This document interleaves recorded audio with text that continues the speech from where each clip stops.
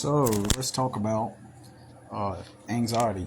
And just moments ago, I had anxiety. Um, this afternoon, this evening, I had anxiety, and I've struggled with anxiety since. And I know a lot of people get it, and especially you know, I, it's a biological function. It's a neurological biological function, and it comes and goes.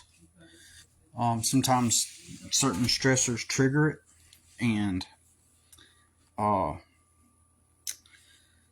some stressors trigger it. Some things will trigger the anxiety, and then the anxiety is a physiological response uh, to whatever you know uh, is presented before you. Physiological fight or flight response, and um, but sometimes it can just like sneak up on you because your physiological state is in that moment inducing anxiety, and this can be due to things that you're not consciously thinking about, um, but it can be due to things that you think about. It can be due to experiencing a certain situation, and uh, if you are in a group of people and you sense danger, like they're going to harm you in some way, that will induce it. Like, so there's all different reasons and stuff why um, the anxiety comes. Um, and I'm just going to tell you right now, I'm a little bit cynical, and I'm going to tell you in a minute how to overcome the anxiety. But I'm a little bit cynical because I studied anxiety. I read at least like 3 books on it, like back in 2001. Okay. And I also attended anxiety help groups where people experienced anxiety. And I went to this group. This is like 2000. No, this is probably the year 2000. Yeah, around about that time. 2000, 2001. So I went to this group where people were dealing with anxiety, and this one guy, he couldn't even like go into grocery stores. In that room, in that group, he was wearing sunglasses, and he said that he couldn't even go into grocery stores. And which that's going to bring me to one way of overcoming anxiety in a moment, which basically is exposure therapy. Basically, you expose yourself to the things that you fear. So if you're afraid of going to the grocery store, you do little steps until you get to the point to where you overcome that fear of going in the grocery store. So, for example, you may go to the grocery store and uh, get out of your car in the parking lot and stand there for as long as you can handle it. And one of the other ways, I meant further continuing with that. Once you're comfortable with that, you can progressively make your way to the doorway of the grocery store. So maybe at first you stand at your car in the parking lot, like if you had anxiety about going into the grocery store, right? And then and then when you're ready, it may take a week, it may take a month, but eventually you walk up to the door, stand there at the door, and when you're ready, you go back to your car. Progressive exposure therapy. So then when you are ready, eventually you walk into the store. Stand there as long as you can take it, turn back around, walk out, So that's exposure therapy, a way to overcome your anxiety over some kind of situation, right? Uh, that's one way to overcome the anxiety. There's one way that really doesn't work, and I'll explain that in a minute. But this is the stuff that people would tell me. This is when I started to really learn that people don't know what they're talking about, and it made me kind of cynical. It makes me kind of cynical talking about things in general, because um, uh, social status is a real thing. People perceive you based off of your socioeconomic level and the clothes that you wear, the optics. They don't go by logic and reason, and people don't want to listen to you. They just they see you the way you look, and they only judge you by how you appear and how you're perceived. So you can be a rather intelligent person that's really smart and knows what they're talking about, but if you don't make a lot of money, then anything you say is going to be perceived as stupid. So there are tons of stupid people that have a lot of money, or they're just in a better position in life that they were born into or something, but they're kind of stupid. Or in the instance like with my brother, who went viral overnight, never really worked a day in his life other than dabble a few times in some shit. He makes a video, it randomly goes viral.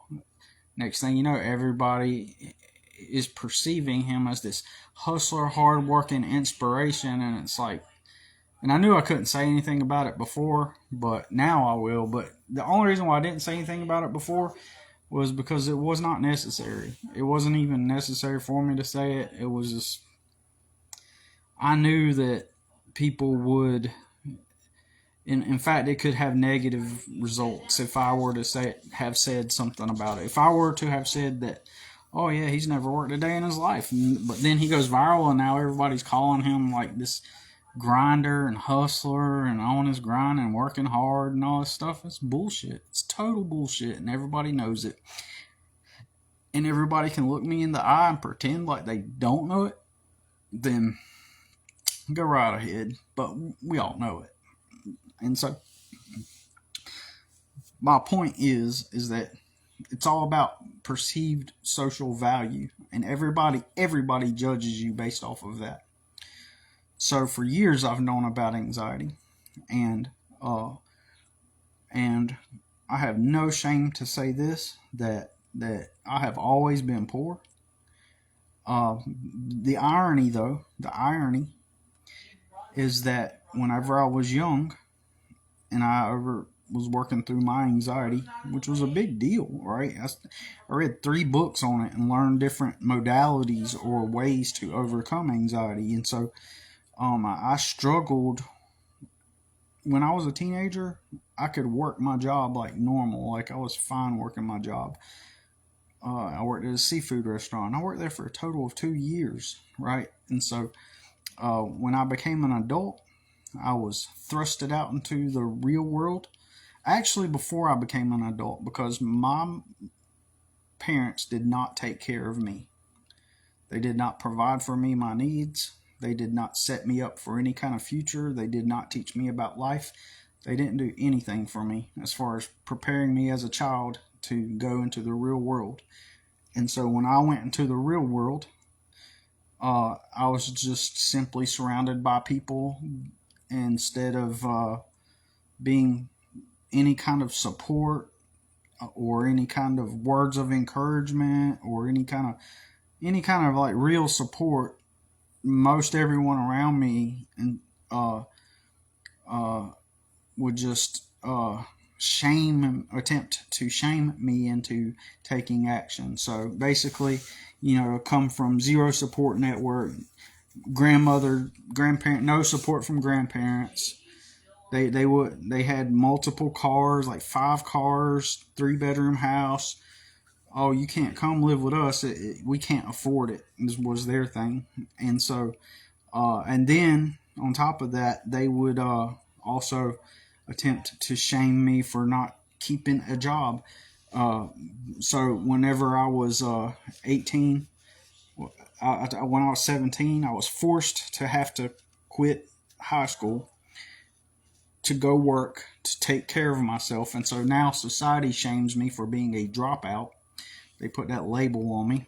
Uh, and then the church, nobody at my church wanted to help.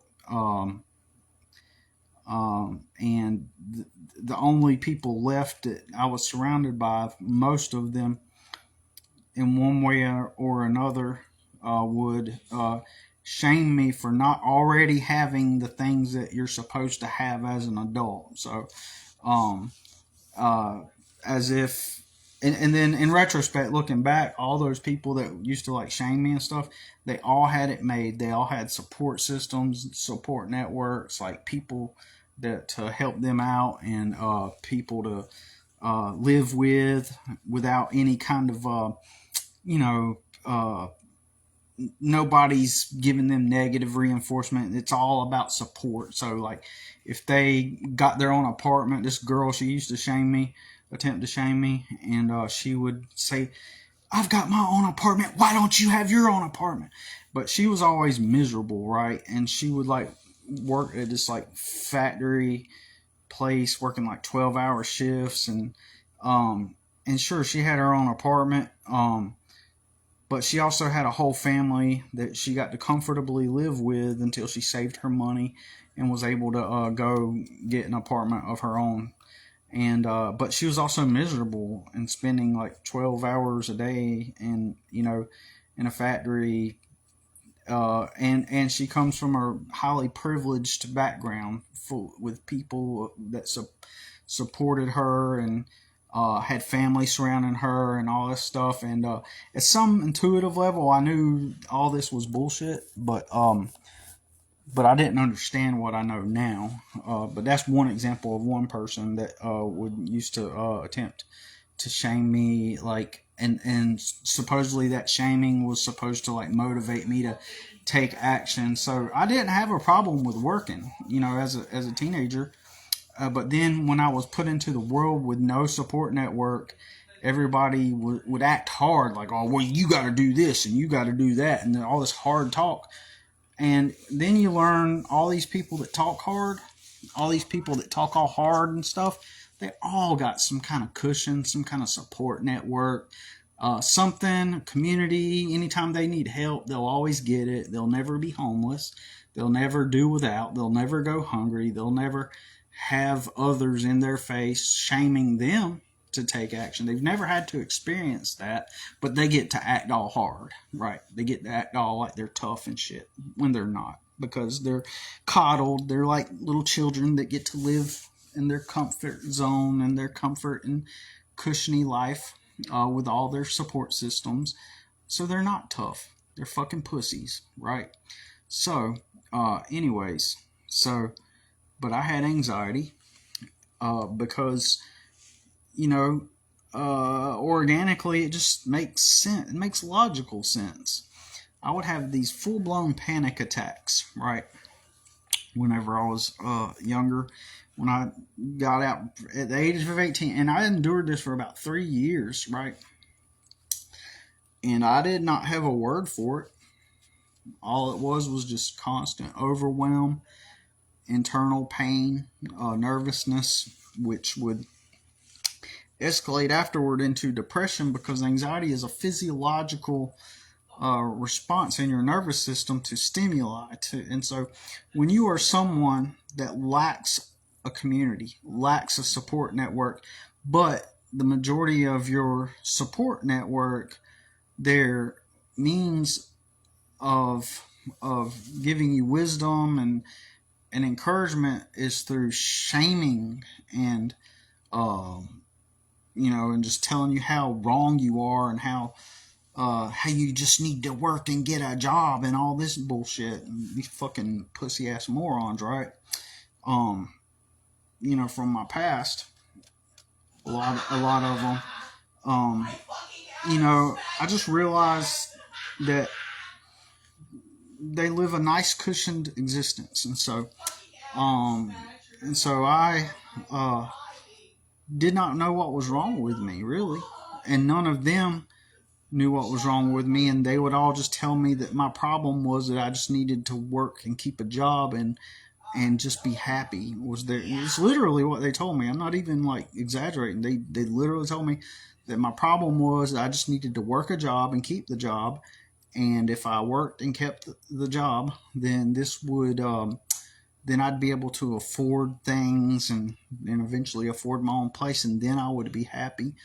And that was the solution. So that was their blueprint for overcoming this anxiety I had, which didn't make sense. And some of the Christian people I would talk to would just tell me that, see, at the time, my dad kind of treated me like shit, right? And so he wasn't nice to me. So he was drinking all the time and had a Matthew Hankey, a pussy ass youth pastor at Bible Baptist Church at the time, all coddled and in his safety zone. Got the privilege to grow up with his mommy and daddy, and then go to Bible school, and then become a youth pastor at Bible Baptist Church. That fuckwad. He told me that because the Bible says that I need to obey my parents, that I just needed to obey my dad. And I got so out of touch with the real world, so coddled and like a baby, so, life on easy mode, like the easiest setting that you can live on is you grow up in a good Christian family, and you don't have to go out and experience the world, but you grow up in that church environment where everybody's already a Christian, and you don't necessarily have to go out into the real world. And so after you graduate school, probably homeschool or Christian school, you get out of there, and then you go to like seminary to go study to become a pastor, and then you get your job as a youth pastor at a quaint little Baptist church, and then you're giving advice to some kid from the trailer park on, well, you just need to obey your alcoholic father, and the world will, and the Lord will help you as long as you obey your father, because he is your dad, and which is such bullshit. And then you live the rest of your life immersed in seminary and being a teacher and a preacher at a Bible college. Like, what? That's a fucking coddled ass life. That's such a coddled ass life. So anyways, back then all I was just like a young kid that just needed help, that just needed a good community and a good support system. That's all. Because even working the jobs would not provide those things that I needed, even at a physical level, because it was just me. So the idea of working a full-time job at that time, working for somebody else, like at some factory or some restaurant or wherever. I remember when my car broke down on the way, I finally spent 3 months, and I found this job up in working at a tool store. And I thought, this is ideal because it paid like $9 an hour, and it was the most I'd ever made, Monday through Friday. And I thought, okay, I'm good now. But on the way home one day, my car broke down, and I didn't know what to do. And so could not get back to work. And somebody's like, well, go apply at Food Lion, the grocery store. And I was thinking, I cannot live off of a Food Lion wage, because back then, if you got a full-time job at Food Lion, I wasn't going to be able to afford an apartment like that or a place to live starting from zero. Financially, it would have been impossible unless I had roommates. But back then, since I had always been super Christian, and I didn't do drugs or party like everybody else, like every fucking body else, like everybody else does, it made me an outcast. So the act of being a Christian and being like this outcast because of my socioeconomic level, and uh, that left me without support in any community, and so uh, and neither did the church help, because typically the church, for the most part, they help each other because they're all at the same socioeconomic level. Most people, they work regular jobs. They come from most of them come from a background where they've got a support system, and so they save their money. They get a job, get a house, repeat the process, have kids. They do the same, and they're already set in life. They're already just in motion, right? They don't. So they're not some poor kid with no support network from a trailer park. They are not that. So that makes me stick out in a negative way to the church. So they can't comprehend that. They live these privileged lives where everything's handed to them, or everything's already set for them to transition into adulthood, and so they can't relate. And so the way they perceive, it's all about perception. The way they perceive that is that, well, if you're in such a situation, then you must have done it to yourself. There must be a reason why you're in that situation. That's how they perceive it. Not because I have zero support, zero community, zero nothing to start from, and nobody to give me the help that younger me needed, and I really needed it back then. They can't perceive it that way. Instead, most people perceive it as, well, if you're in that situation, you must have done it to yourself, and so you have to take responsibility. Fucking bullshit, pussy-ass motherfucking bitches. Living all coddled and safe in their comfort zone. Got somebody to take care of them, right? I don't give a fuck who I offend. Fuck you, you know what I mean? I don't give one single fuck who I offend. So back then, younger me dealt with a lot of anxiety, which is a natural byproduct of being a social reject and a social outcast. Had I done drugs like every goddamn motherfucking everybody else does, I would probably have had friends. I would have probably had somebody to say, oh, we got a room, do you want... Now, at one point, I did meet some Mexican dudes, because, my own kind never, because I didn't do all the drugs like everybody else. Y'all need to stop pretending like you were different and that you rebelled. You didn't rebel. You just took drugs like everybody else. Don't act like you did something different or that you were unlike the rest. You were just like everybody else. So shut the fuck up, man. It's what everybody does. So you're not special because you smoked something or you partied. Everybody does it. And you call it rebellion, but it's not rebellion because everybody does it. Okay? And then the people that don't do it, y'all treat them like shit, and y'all say, oh, you think you're better than everybody else, but y'all are the ones that act like y'all are better than everybody else. And y'all can't stand the people that don't do drugs, that don't do all that bullshit. Y'all can't stand those people. That's why in Southern Christian culture, especially, part of the culture to be perceived as a real Christian, a lot of the time, if you don't have that backstory about how you used to do drugs and then now you come to Christ, you're going to be a reject. They're going to think that's weird. So what was I going to say? So anyways, anxiety is a natural byproduct of being a social outcast in that sense, right? Because you don't have a support network, and it's just logically that lack of support system will induce the physiological fear, fight or flight response, right? So,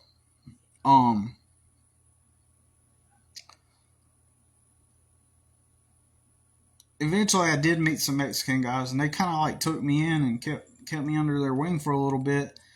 I was still dealing with my anxiety though, and then finally one day, at my friend's house, I was watching MTV, ironically, and up to that point, I didn't have any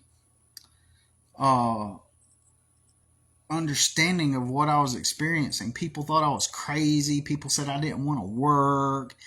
and tried to shame me, and they were all wrong. Looking back, all those retards were wrong about who I was.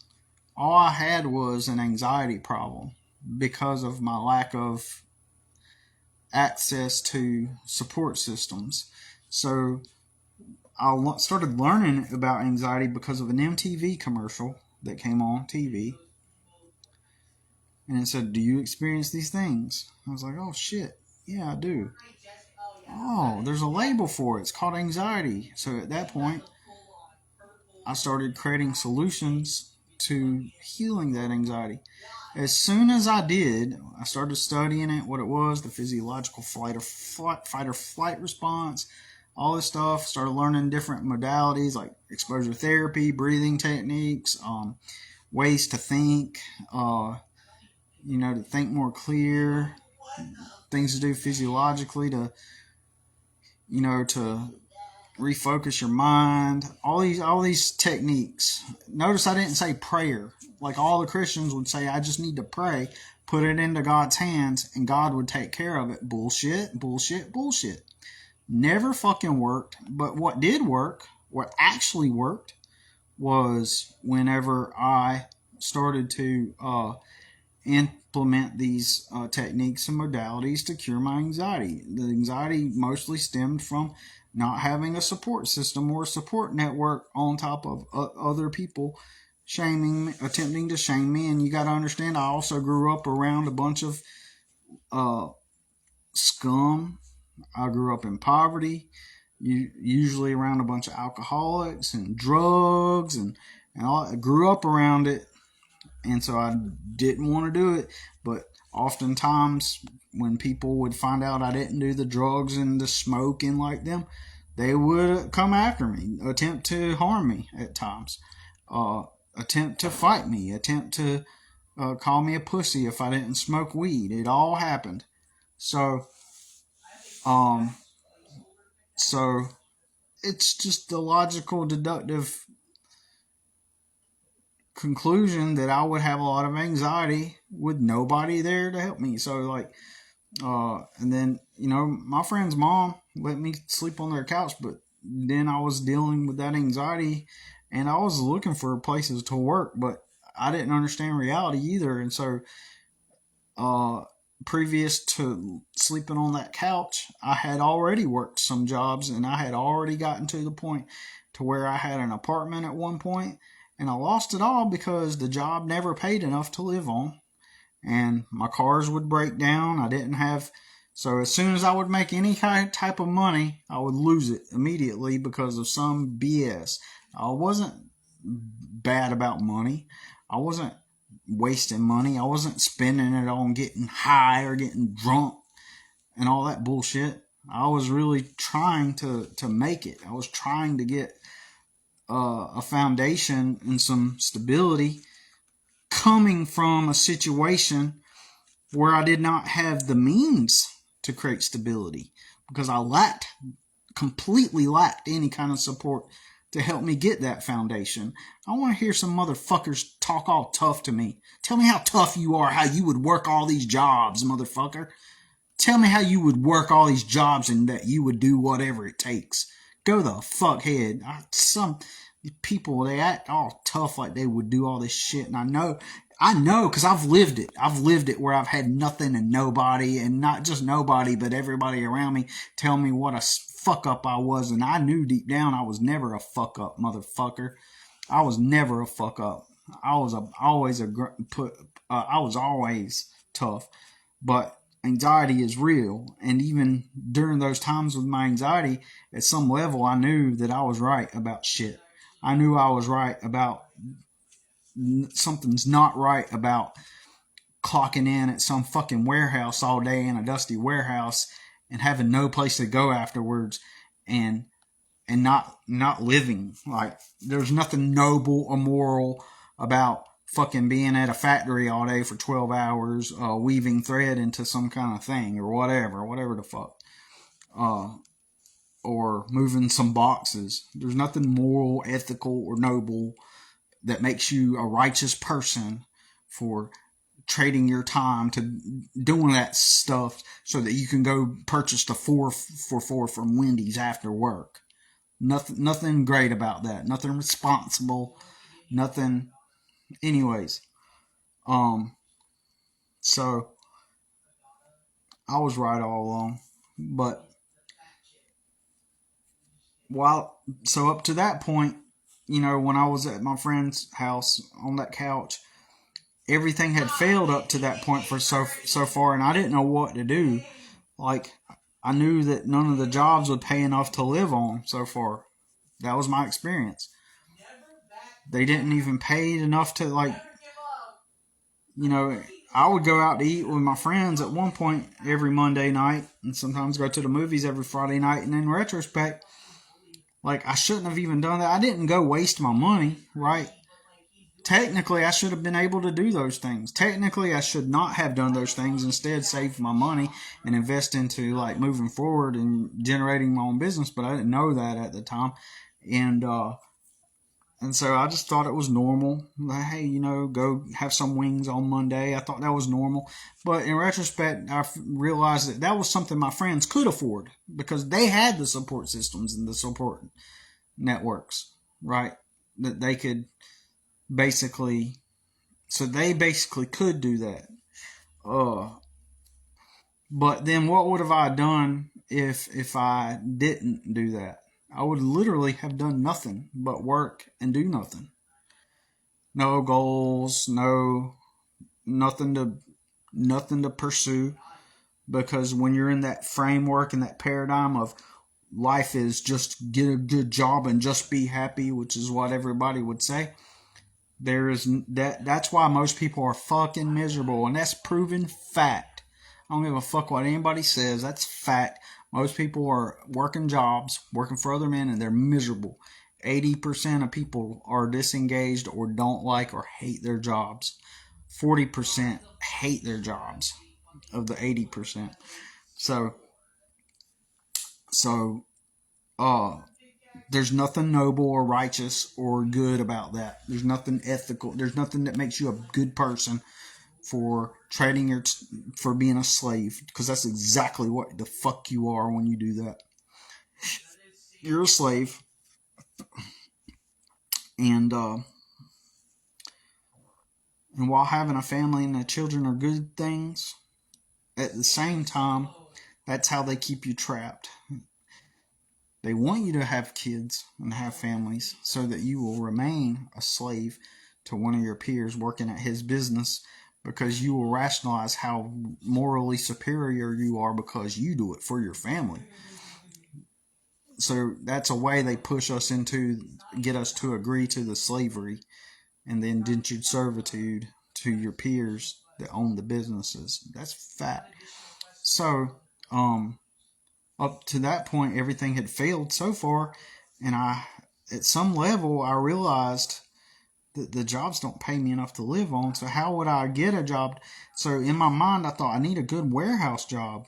I need a good job that's going to start me off at $9 or $10 an hour back then, 24 years ago, 25 years ago.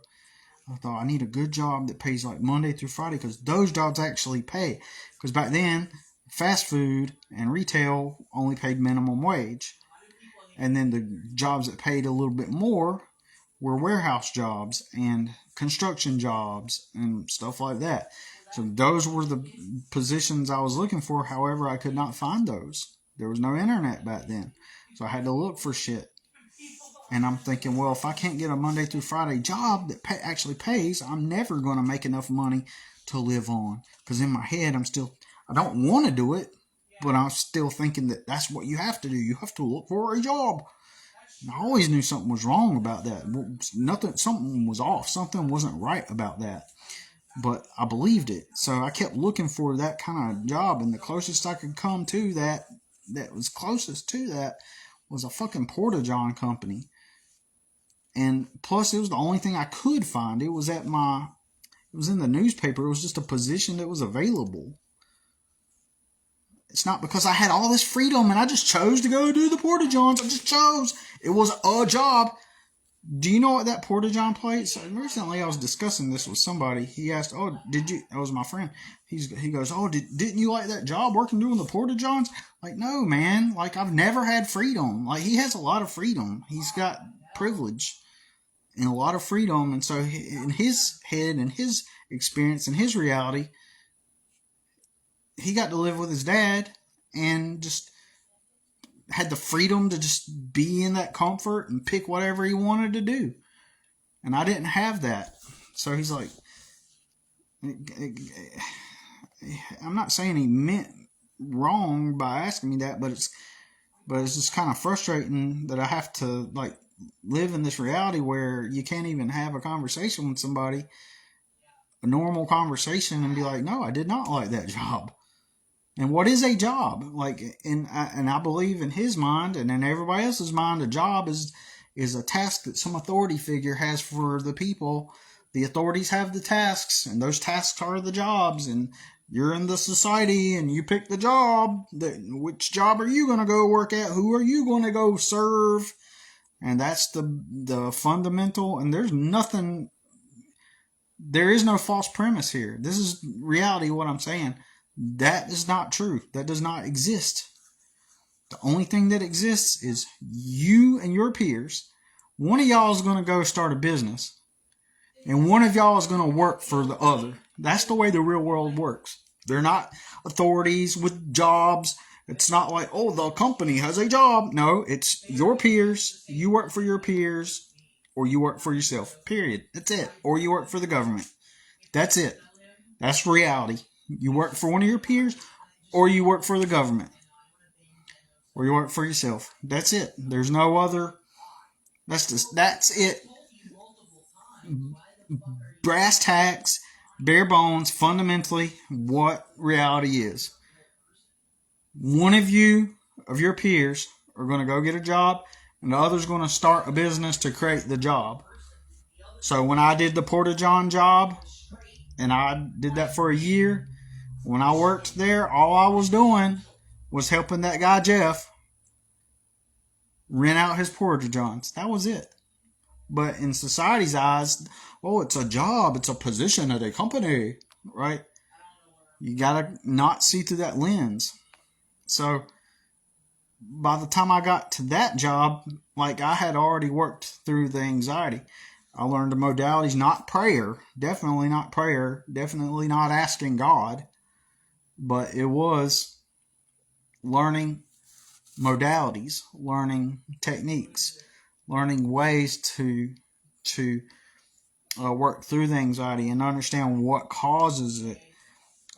Exposure therapy, deep breathing and stuff. And tonight I had anxiety, and I've had anxiety ever since, but back then it was so bad I could hardly deal with it. But once I learned what it was, and there was a label for it, and I started working through it, I was able to comprehend it more. And these Mexican dudes, they kind of took me in, and they let me stay with them, and they let me drive their truck, and they'd pay me $50 every time I drove the truck for a gig. And I didn't understand. In my head, I'm kind of distraught. Most people would say, oh, I had mental issues and stuff. Well, kind of technically I did in a way, but it was mostly anxiety and stuff.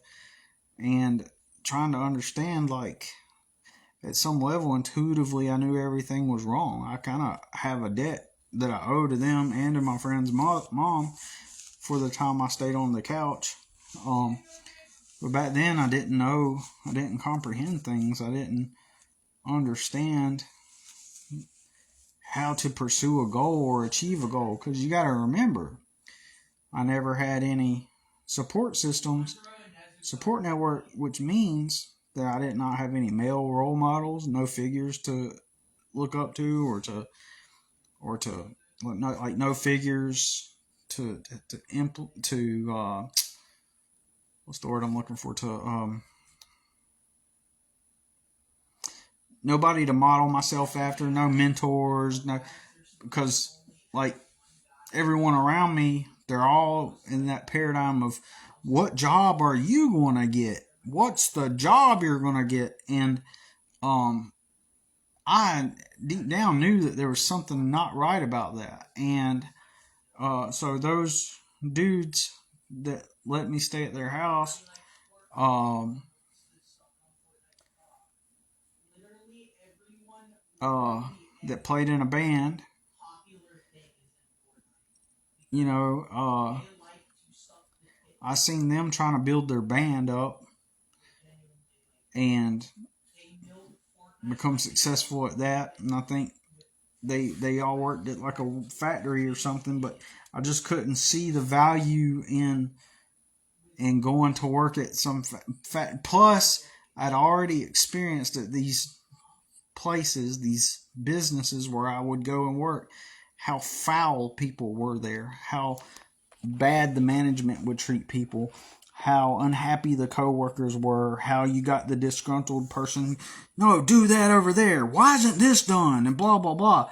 There's nothing righteous, there's nothing noble about being in those environments. But what about it being a stepping stone to building your future though, Billy?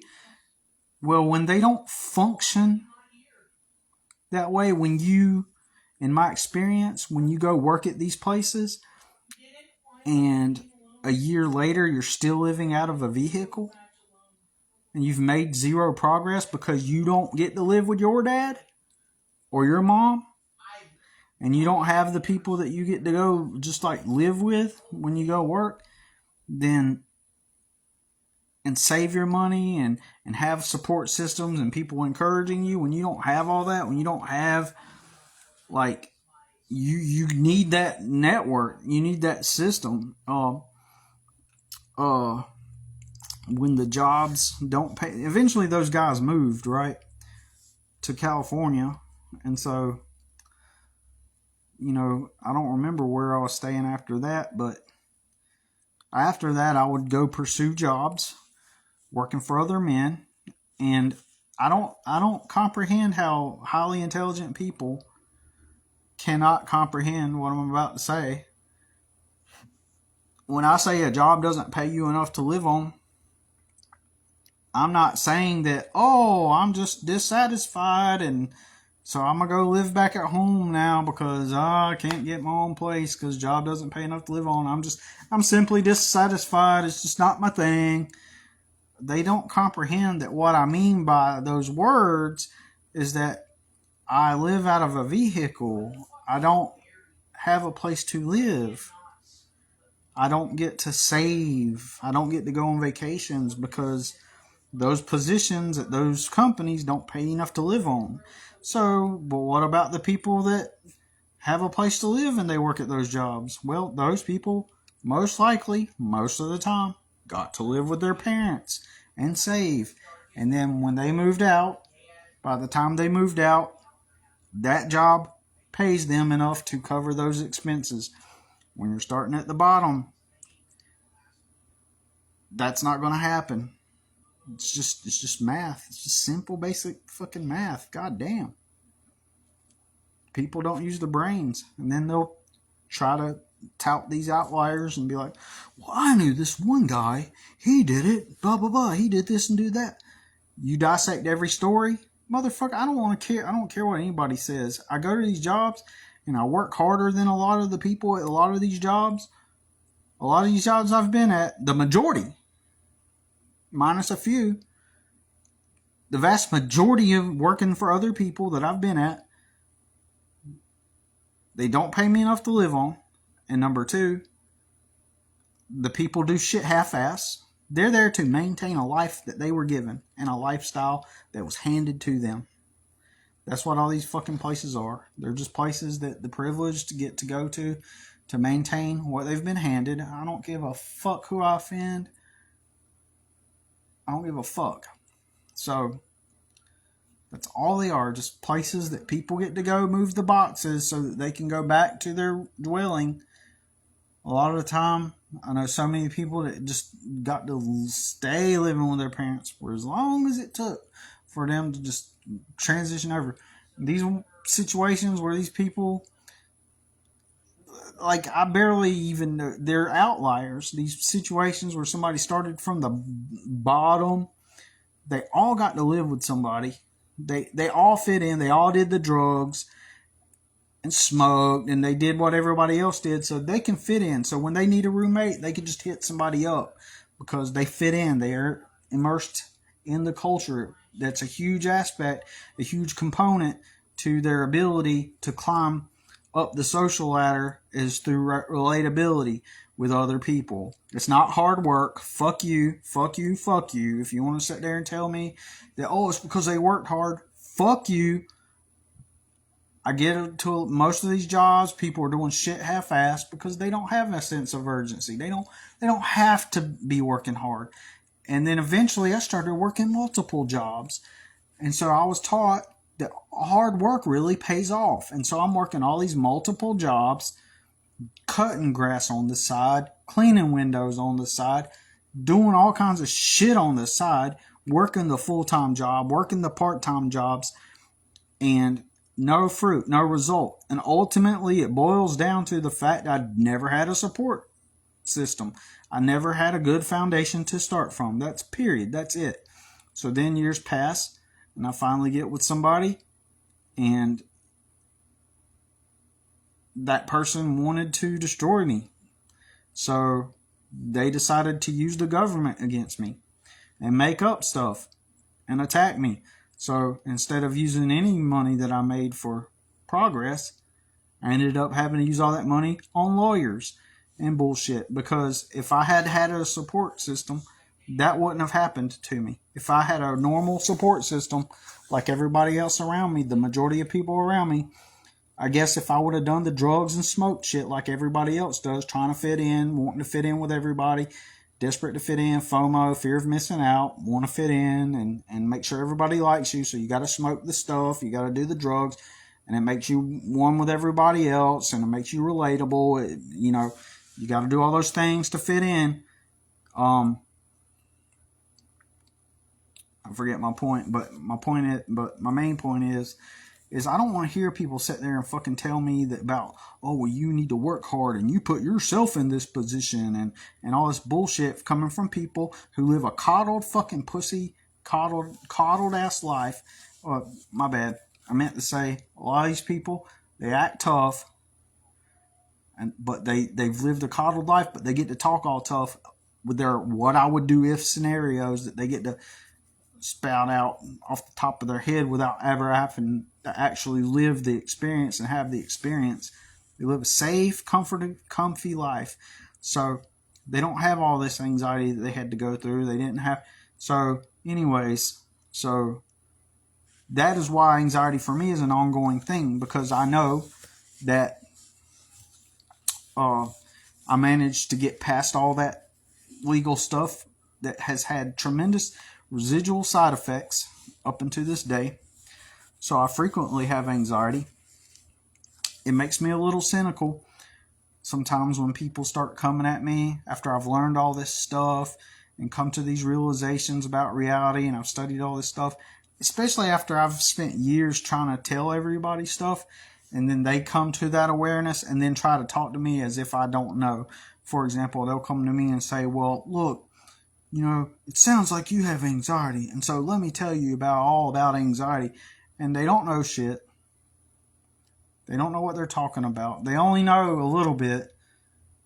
And they'll come at me because I've always been poor this whole time. I've always been poor. People come at me with this shit, trying to teach me shit. And I know more than them. And that's not me being arrogant. It's not me being a narcissist. It's just that people get off on having material gain more than me. They get off on having connections. They get off on comparing themselves. They get off on that because I'm supposed to be the poor guy, right? So they get off on coming at me with the sound advice, with all the answers. And so they would come to me and be like, well, Billy, you got anxiety. And so like anxiety is this. And let me teach you a lesson, Billy. It's just like, shut the fuck up. Like, you don't know shit. I know shit. But I'm not supposed to say it because I'm the poor dude. The only reason why I'm poor, everybody in my life got lucky. Most of my friends were either already in a place in their life where they got a nice foundation to start from. They just build upon that. Most of them aren't risk takers. Most of the people I know are not risk takers. They didn't have to go take risks like me. Eventually, I got tired of working for other people because I realized I ended up trying so hard to work for other people and try to make it work, and it just never. Again, people don't comprehend that the jobs don't pay enough to live on. I had somebody tell me, recently, Billy, why don't you go work at the landscaping company, and then that way you can learn from them what, they, and then you can do your own thing, like learn from work there and learn from them. Then you can go do your own thing. So you know what they're saying when they said that? You know what they're saying? They're assuming that job, working for somebody else, pays enough to live on. They are assuming, what the fuck am I saying wrong that comes across to where people what am I miscommunicating? What am I not, when I say not enough to live on, what does that not register in their head? For one. So what they're saying is that if I go work for them and learn, and then I can go start my own business based off of what I learned, right? I'm getting somewhere with this. Hold on. And so then they say, you can go work there. And then what they're assuming is that position there will pay me enough so I can have a house, so I can have an apartment, so I can have all the things. What they're missing, what the brains can't compute, is that's not going to afford me a place to live at night, to dwell at night. It's not going to afford me any money. If I go work there, I won't have any money. I make more money doing what I do now. So why would I take a pay cut or go earn the equal amount or get paid less than what I do now? Number two, that's what I have done already. I worked at those places and I learned the stuff. In fact, I do it better. I have the skill. And I see these people doing half-ass shit all the time. I know what I'm doing. I'm literally a pro. I already know landscaping and gardening. I'm a pro at it. I know what I'm doing. There is skill. What? So that tells me, when somebody tells me, well, why don't you go work at the landscaping company and learn from them? And then later on, after you work there, then you can apply that to do your own business. Like, what the fuck are you thinking? Like, what is in your head? What's going on in your mind that you can't comprehend what I'm saying? Like, what the fuck is going on in your head? I just said that it doesn't pay me enough to live on.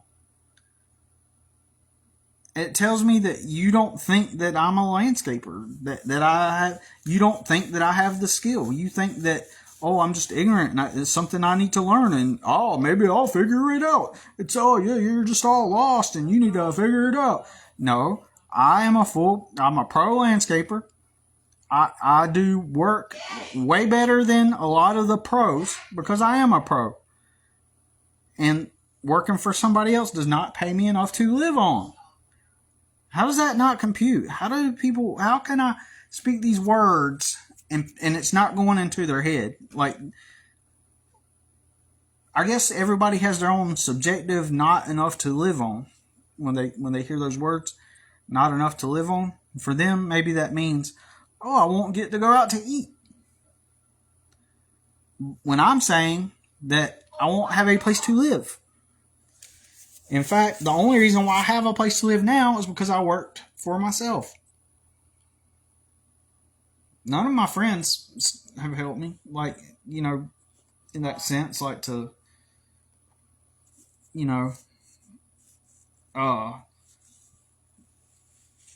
help me get a place to live. And I don't want to say that either. It's not their job to, but that's not my point. My point is my ultimate point is I don't have the support system and the support network everybody else has. I don't. My family, they don't help me. They're not going to help me. They sat there and watched me go through all these court issues, and at most, majority of them say, "Well, I hope it works out for you," just like anybody else. So in that sense, it's just like my customers. Oh, Billy, hope it works out for you. Same thing with them. Oh, hope it works out.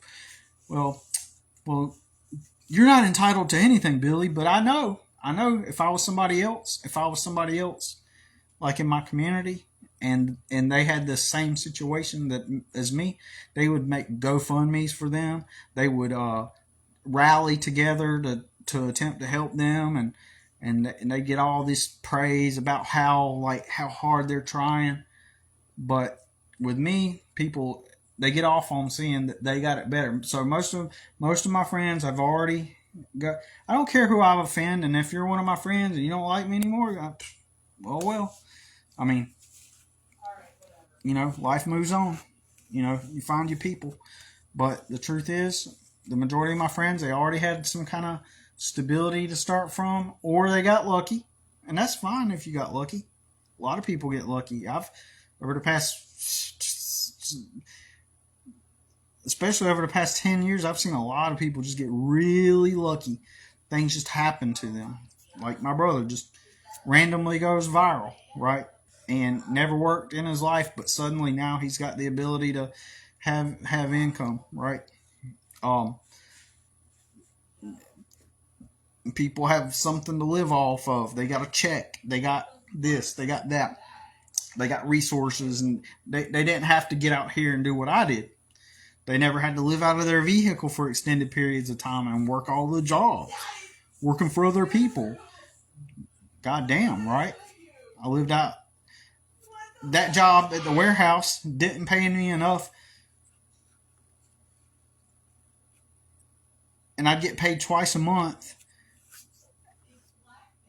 And I would frequently, right before I'd have to get my check, I'd have to sleep in the parking lot at work because I couldn't afford to drive back and forth the whole time.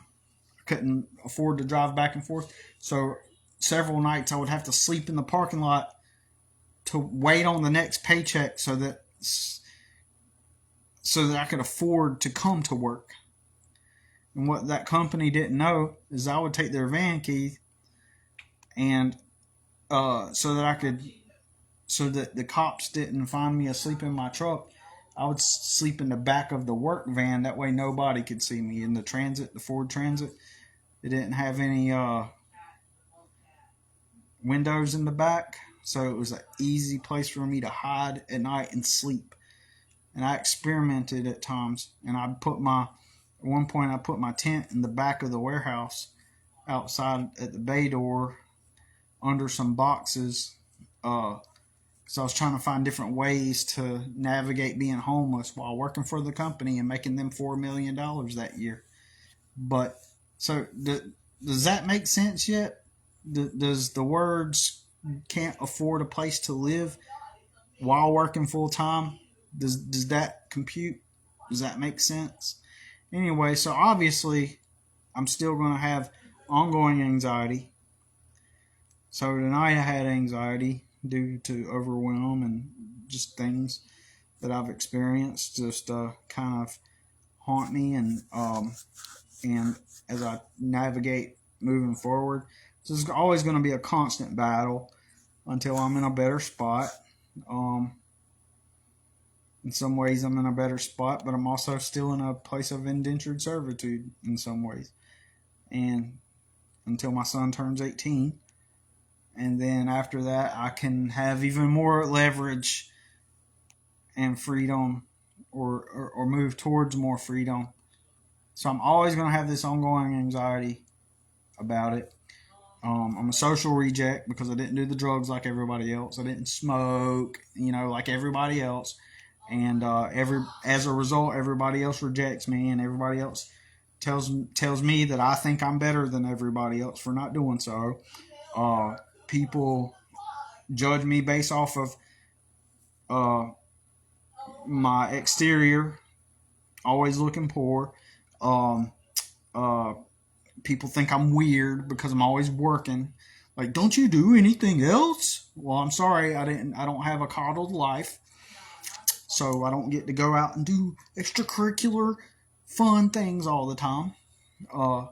So what happens is people then assume that it's just my choice, it's just my lifestyle, it's just what he does, he's just weird like that, and he just likes to piddle and work all the time, and when in reality it's out of necessity. This is unattractive to girls. Another thing I've been taught is that women love a good, hard-working man. No, they don't. No, they don't. Women don't they don't like good, hard-working men. They like a man first and then attribute him that quality after they already like him. And even if the guy actually doesn't really work all that hard, if she likes him already, then she's going to rationalize that he is a good, hard-working man. Because I've seen a lot of situations where a girl will attribute that quality to a guy who I know is not that, but because she already likes him, and a lot of the time, if not most of the time, those guys got it made. They were handed a life. They're maintaining their life that they were already handed, and so they get the fruit of the labor of whoever preceded them. They get to ride the coattails and of whoever. They get to ride the coattails of whoever, set them up for that. So the women like social value. They like high social value or value that's going to make them relevant to everybody else. They want a man that's going to make them fit in with everybody so that they don't look weird. They're so afraid of being weird. They're so afraid of being different. So they look for a man that's got the qualities that makes her fit in with everybody else, because women want to fit in. And so, they don't care about good, hardworking men. They care about, how they fit in with everybody. I know I'm being redundant, but so if that man fits that criteria, then they'll be into him. That'll be the guy to pick. So, because, after I was taught that women like a good, hard-working man, and then I'm out here working hard, I'm thinking, the women are, man, well, how come they, when in the past, years ago, I'd be like, well, how come they don't see that I'm just, really hard-working? How come they don't think that, that's a good quality? And I couldn't figure it out. Now I know, right? Now I know. And that's how that works. So everything we know about reality is just fucking twisted. Anyways, that's all I gotta say about it. Had some anxiety tonight, and so I figured I would talk. If you don't like me, fuck off. Get off of here. I don't give a fuck. But yeah, as long as I keep remaining different and actually different, and I keep pursuing my goal of being self-sustaining and work for myself and not be another man's bitch, not be another man's slave, indentured servant. As long as I pursue that path, I'm always going to be rejected because I don't already have social systems in place. That's been my biggest problem. People can gloat and brag all they want about themselves or the other people that did it all on their own, and then you find out that the majority of the time, everybody that succeeded has had support systems and support networks, but it's kind of like a social crime to be a poor guy and have the balls and the gall to think that you're going to go work for yourself. You're going to start a business. Who do you think you are, Billy? So someday, in the future, see, and that's the thing about the world, right? Someday in the future, but first, this thing about the world, given my experience, it makes me not see the world as a good place. I don't like the world. And so, I have no reason to be here. Imagine being born into a club that you don't fit in with and you don't like it. Into a club, a country that you don't really care for, the the way people treat you when you are poor. They treat you like you're less. They consider you of no value or less value, and in a lot of cases, people view you as subhuman or not even human. Um, and they treat you accordingly based off the immediate physical optics. And if you don't have support systems, that's weird to them. If you don't have support networks, or you know, you're always working, um, you're at the bottom rung of society. You didn't do all the drugs like them. You're at the bottom rung of society. So nobody likes that. Um, they will treat you accordingly.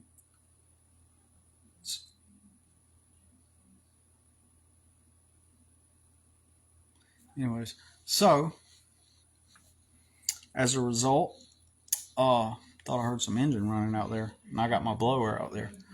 Um, but anyways, when you are at the bottom, and they'll treat you accordingly. I know I'm repeating myself, but what was I gonna say? Because I'm getting tired now.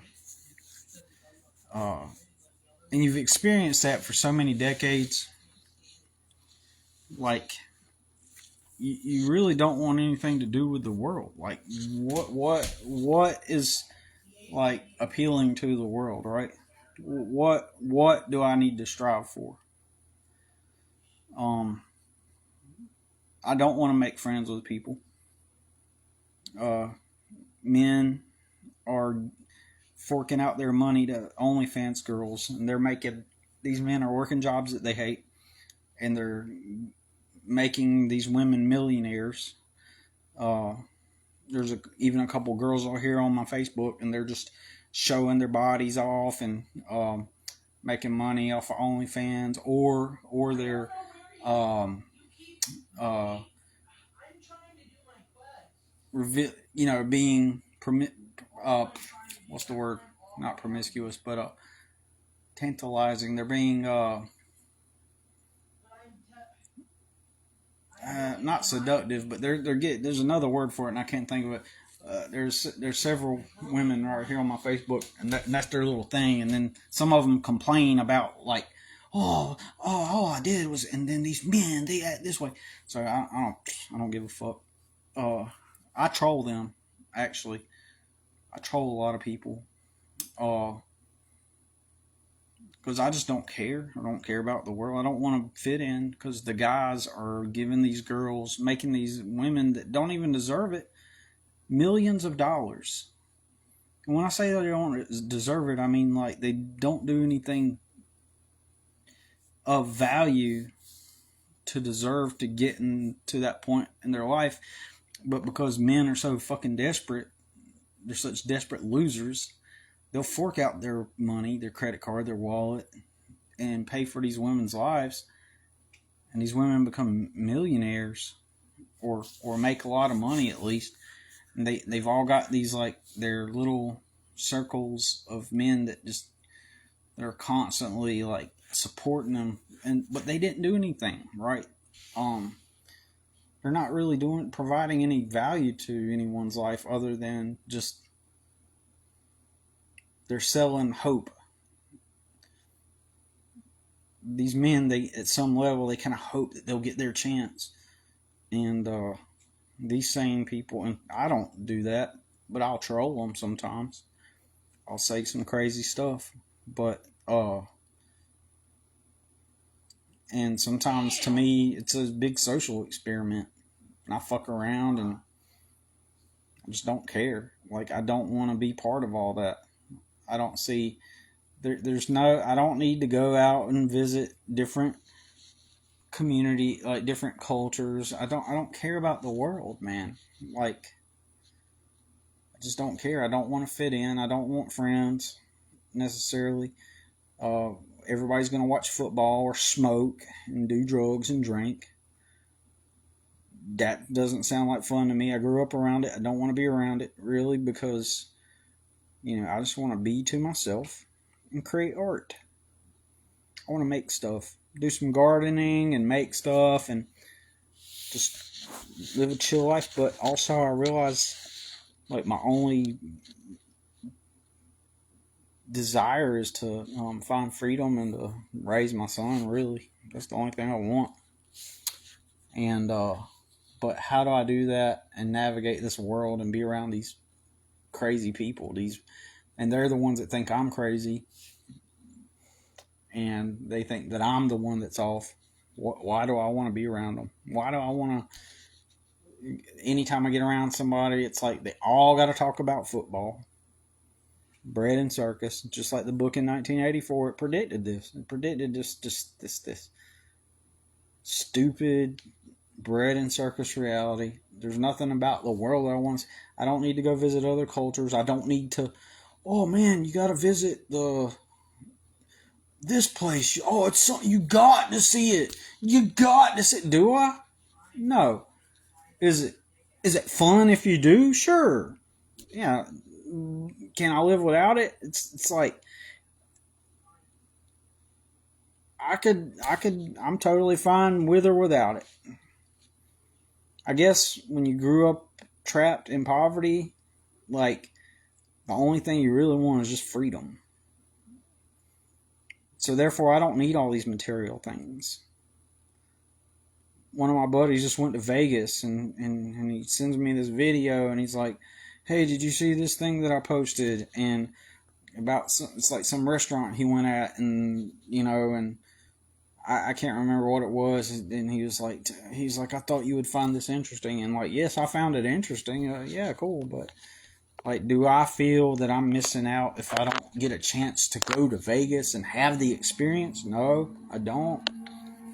I'm totally happy. I'm like literally legit content with being by myself, making something, making some art.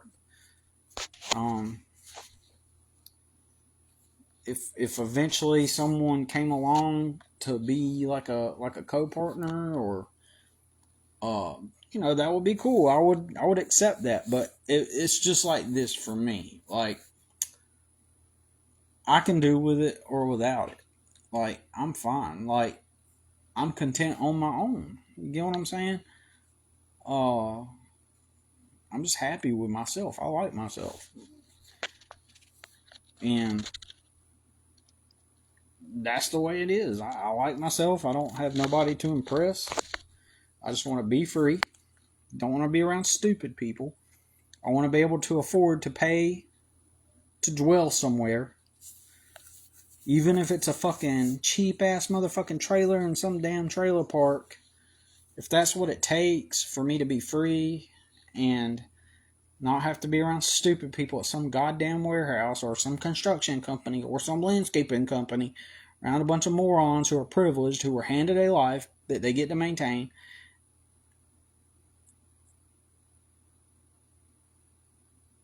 Where they hate their lives, and you're around the politics. Like a job, most jobs are just infantile.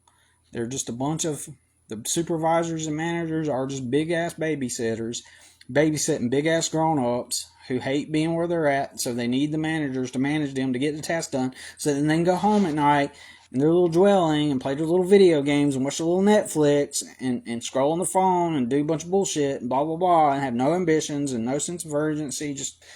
There's nothing about the world I really care about other than my son and just being free. That's it. Like, I have nothing to aspire to. I don't want to sound depressing, but there's really nothing about this world that I don't want to be part of this world. And that gives me anxiety, because I know by me exerting autonomy and independence, it pisses people off, because I'm not allowed to, because I'm supposed to be poor ass Billy. I recently made a video, or about maybe a month ago or a few weeks ago, where I was stating that, had me and my friends started a coffee shop 25 years ago, we would have done been millionaires by now. We would have done sold the coffee shop and been millionaires. And it's not about the money. It's not about being a millionaire or the label or the title of millionaire. It's about having the leverage and independence. And it's like, I get stuff. That's another reason why I don't want to be part of the world. Like, some stuff is just so obvious. Like, had we started a business 25 years ago, we'd be millionaires and we'd be free. We probably would have already invested our money into other ventures, and we could have sold that first business and then split off, and I could have found the freedom that I wanted. If we had done that, I would have used my portion of the millions to have an art studio and create an artist brand and be really immersed and involved in the arts community. But like I said, even then, I don't need to be part of that community, but it would be something I would like to be part of. I fear that I'll go into that community and just find some of the same stuff where you're just like around people, they've already been handed a life, they're just maintaining that life, and there's nothing to relate with them, and they've never struggled, they've never had to fight, they've never had to work 2 jobs or live in a vehicle. And don't get me wrong, some people I know do, but I'm just saying, I don't meet nobody like this. They probably went through the whole smoke and do drugs phase like everybody does,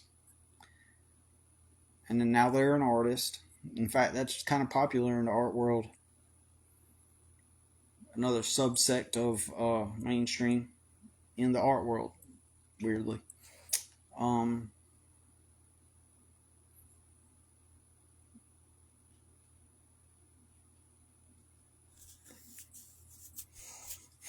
But, you know, I probably would have used my millions to create an art brand and then do investments. Like, I would have probably had Bitcoin, because if we had started the coffee shop business in the year 2001, when 10 years later when Bitcoin came out, I would have probably been connected enough with enough people.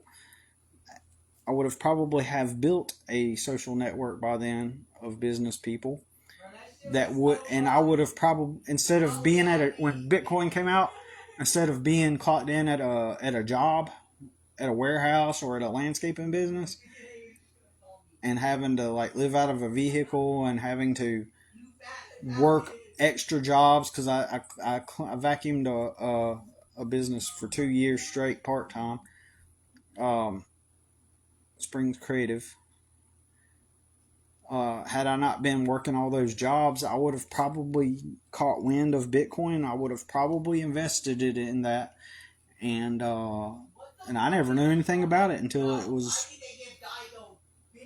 worth so much. I would have probably had a lot in Bitcoin, a lot of investments, immersed in the art community. I would have probably went on to create more products and services and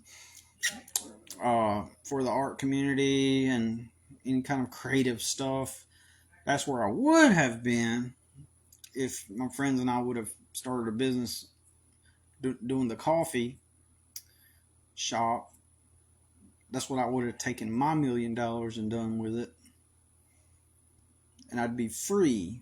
Instead, they pursued working a job and I continued to be forced to pursue working for other people. Then I'm at where I'm at now. I wish I would have known then what I know now, and then be better off. But that's anxiety inducing, because now I'm in this place where I don't have any leverage. But maybe after my son turns 18, I think that's really going to free us up even more to create leverage. I'm going to go find like a place.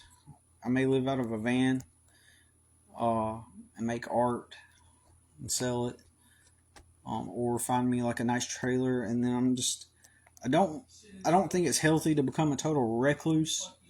It's good to have some community, even if in the back of your mind you know they don't really give a fuck, and they wouldn't, like, if you were poor, if you're watching this, if you were poor, most people, I look around and I see the majority of people, they got a supportive network and community.